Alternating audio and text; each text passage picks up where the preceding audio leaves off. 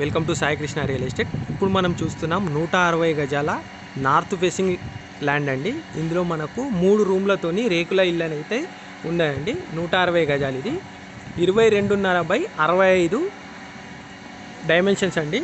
ఎగ్జాక్ట్గా చెప్పాలంటే ఇది మనకు రైల్వే స్టేషన్కి 200 మీటర్స్ డిస్టెన్స్లో ఉంటుంది. చుట్టూ అన్ని మంచి మంచి బిల్డింగ్స్ అయితే ఉన్నాయండి.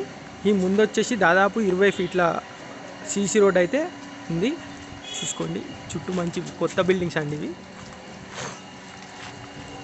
ఇది రైల్వే స్టేషన్ ట్యాప్ అనేది ఉందండి, వాటర్ పర్పస్. ఒక వాష్రూమ్ అనేది ఉంది.